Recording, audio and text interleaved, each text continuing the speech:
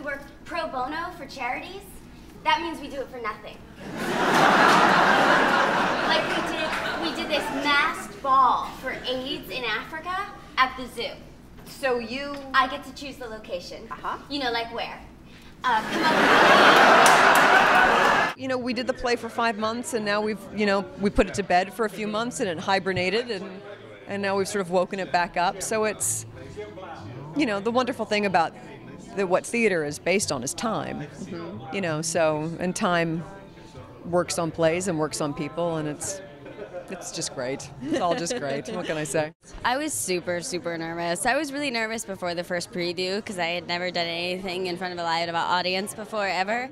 So we got through that one, and that one went well, and I was like, yay! And then we did 14 previews, then all of a sudden tonight comes, and the nerves were right back to what they were that first live performance. And but it is so much fun. It's so much fun backstage, opening night. Everyone's getting flowers, and people are so excited and like looking at what they're gonna change into to go to the party. And it's so much fun, and it's just so exciting, and it's great. And I really see why people love being a part of the theater world, because it really is, it's fun. It's people doing what they love on a regular basis and just like loving everything about it. In my 20s, I was just terrified of any kind of live performance, just terrified.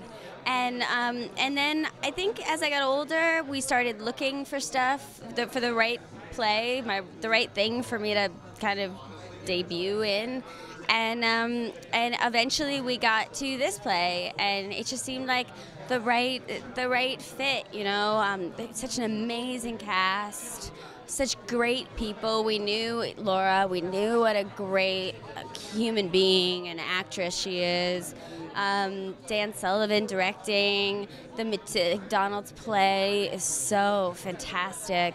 And the character, for me, was something that was really different, and something that I don't necessarily know that I would be cast in if this were, as a film. In a film, I don't necessarily think that people think of me the way that Mandy is. So it was a great opportunity for me to do a whole bunch of new things, and in a very safe kind of environment. Your pictures are awesome. Thank you. I brought these for you and Jamie. James. What? It's James. Oh, It's my fault. She hears me calling you Jamie. I forget that to the Richard world calls you you're Jamie, so I think of you as Jamie. It's all right. Just this thing of mine. Christina, to her credit, flew herself in from a set in Europe and auditioned.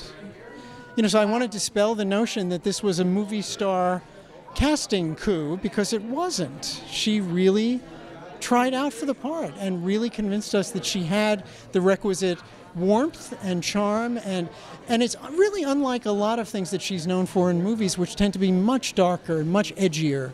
And I think that actually has served the role in a positive way, because I think people's expectations are that she will be a darker person. Right. And she turns out not to be.